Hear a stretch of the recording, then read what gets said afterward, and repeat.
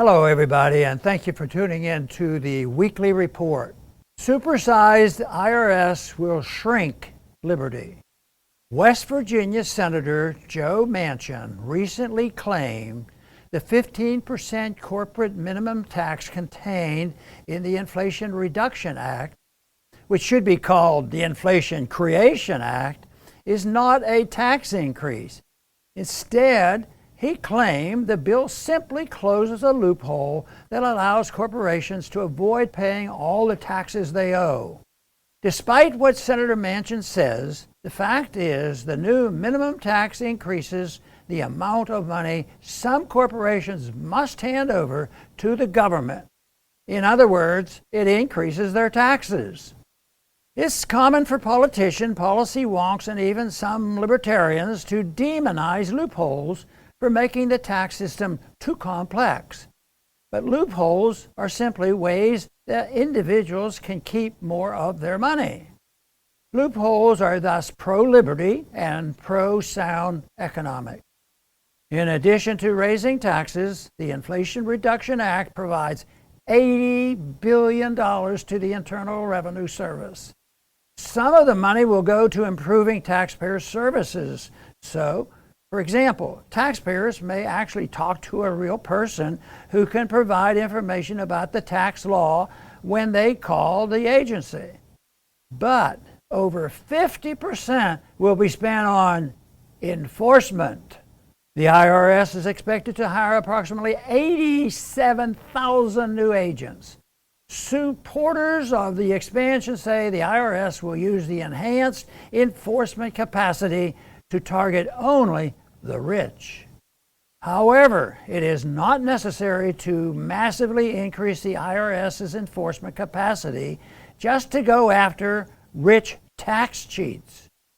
Furthermore, rich people and big corporations can hire attorneys and accountants to make sure they limit their tax liability while staying within the legal limits. They can also fight any attempt by the IRS to make them pay more. Middle and working class Americans are unable to afford legions of attorneys and accountants to limit their tax liability or fight the IRS, so they are more likely to pay whatever the IRS demands. The IRS has a history of disrespecting due process rights of Americans. So creating a new army of IRS agents with a mission to extract more money will lead to massive liberties violations. Given the IRS's shameful history of harassing the political enemies of whoever holds power at the moment, we should expect the new agents to target opponents of U.S. foreign policy, gun control, government promotion of green energy, and other policies of the current administration. The IRS recently ran an ad seeking agents who are willing to carry a firearm and use deadly force. This comes after the tax agency's purchase this year of $700,000 worth of ammunition. Perhaps the agency is worried that the latest attempt to get more taxes from Americans already suffering from the inflation will lead to violence. Or perhaps the IRS wants its agents to carry firearms to remind taxpayers that the tax laws are backed by the threat of government violence.